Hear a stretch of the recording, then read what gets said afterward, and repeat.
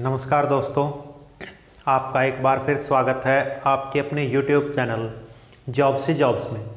दोस्तों, इस चैनल पर हमने हरियाणा जीके की क्लासेज शुरू की हैं और हरियाणा जीके के अंतर्गत हमने प्राचीन हरियाणा का इतिहास कंप्लीट कर लिया है।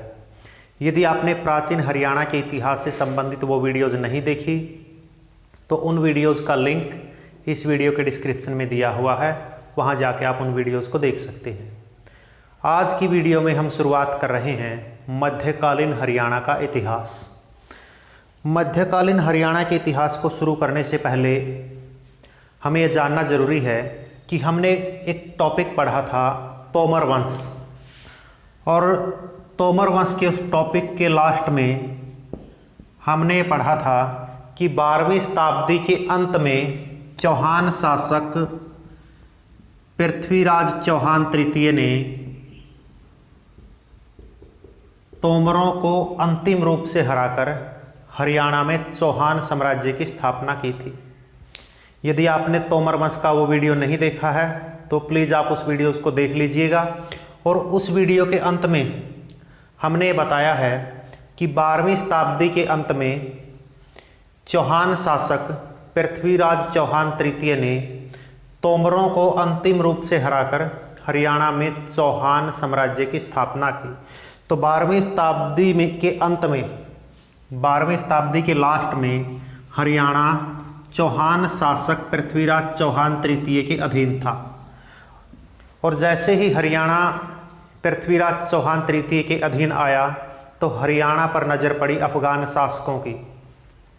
अफगान शासक लुटेरे थे और लूट के उद्देश्य से वो भारत पर लगातार आक्रमण करते रहे हैं। तो एक अफगान शासक का नाम है मोहम्मद गोरी। मोहम्मद गोरी ने जो है पृथ्वीराज चौहान तृतीय के समय हरियाणा पर अपनी नज़र गड़ा दी। उसने सबसे पहले 1175 से लेकर 1186 के बीच लगातार पंजाब पर आक्रमण किए, और पंजाब पर आक्रमण करके मोहम्मद गोरी ने जो है पूरे पंजाब को अपने अधीन कर लिया।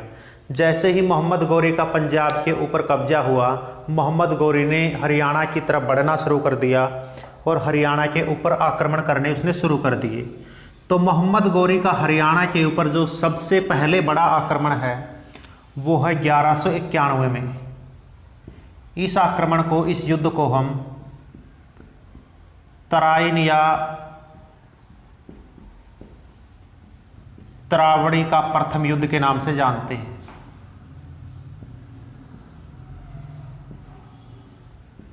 और ये तरावड़ी कहाँ पर है? करनाल में। तो 1191 में जो है मोहम्मद गोरी ने हरियाणा के ऊपर पहला बड़ा आक्रमण किया। और ये युद्ध किस किस के बीच हुआ? मोहम्मद गोरी और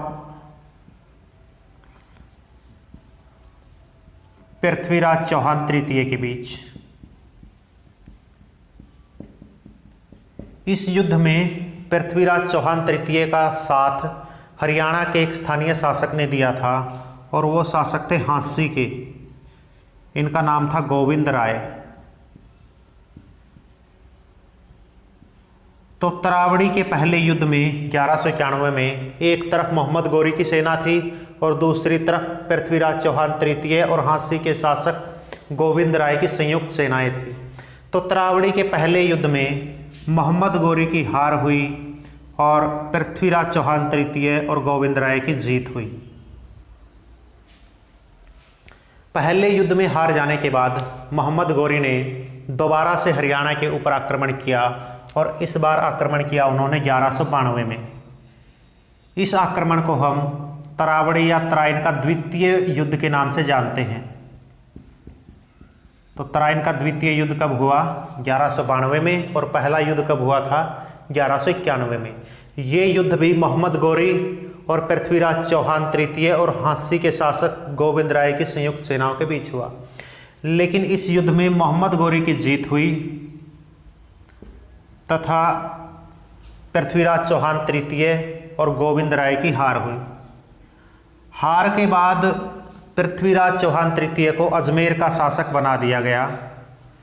लेकिन कुछ ही समय बाद इसको पकड़कर इनकी हत्या कर दी गई। तो हरियाणा के ऊपर मोहम्मद गौरी ने 2 बड़े आक्रमण किए। पहला आक्रमण हुआ 1191 में, उसको हम तरावड़ी या तराइन के प्रथम युद्ध के नाम से जानते हैं। तरावड़ी कहाँ पर है? करनाल में। ये युद्ध किन किन के बीच हुआ? मोहम्मद गौरी और पृथ्वीराज चौहान तृतीय के बीच। पृथ्वीराज चौहान तृतीय का साथ किसने दिया? हाँसी के स्थानीय शासक गोविंद राय ने। और इस युद्ध में जो है मोहम्मद गौरी की हार हुई। हारने के बाद मोहम्मद गौरी ने दोबारा से 1192 में हरियाणा के ऊपर फिर आक्रमण कर दिया और इस युद्ध में मोहम्मद गौरी की जीत हुई तथा पृथ्वीराज चौहान तृतीय और हाँसी के शासक गोविंद राय की तराइन के या तरावड़ी के दूसरे युद्ध में हार हुई। हार के बाद पृथ्वीराज चौहान तृतीय को जो है अजमेर का शासक बना दिया गया, लेकिन कुछ समय के बाद इनको पकड़कर इनकी हत्या कर दी गई। अब तराइन के दूसरे युद्ध में जीतने के बाद मोहम्मद गौरी का हौसला बढ़ता गया और मोहम्मद गौरी ने हरियाणा में अपना विस्तार करना शुरू कर दिया। जैसे जैसे मोहम्मद गौरी ने हरियाणा में अपना विस्तार करना शुरू किया तो हरियाणा के जो उस समय के स्थानीय शासक थे उन्होंने मोहम्मद गौरी का विरोध किया और 1192 में हरियाणा के 3 स्थानीय शासकों ने मोहम्मद गौरी का विरोध किया। सबसे पहले 1192 में विरोध किया हाँसी के एक शासक थे जाटवा राजपूत। जाटवा राजपूत ने मोहम्मद गौरी का विरोध किया, लेकिन जाटवा राजपूत को सफलता नहीं मिली और इस संघर्ष में जाटवा राजपूत वीरगति को प्राप्त हो गए। उसके बाद 1192 में ही जब मोहम्मद गौरी की सेनाएं मेवात की तरफ बढ़ रही थी तो उस समय मेवात के एक स्थानीय शासक थे हेमराज।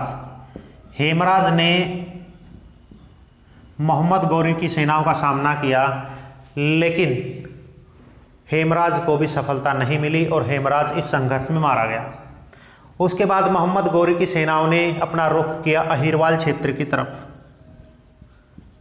और उस समय अहिरवाल क्षेत्र में रेवाड़ी के गवर्नर थे तेजपाल।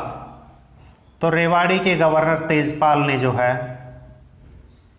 मोहम्मद गौरी की सेनाओं का मुकाबला किया और इस संघर्ष में तेजपाल ने जो मोहम्मद गौरी के सेनापति थे इब्राहिम, उनकी हत्या कर दी।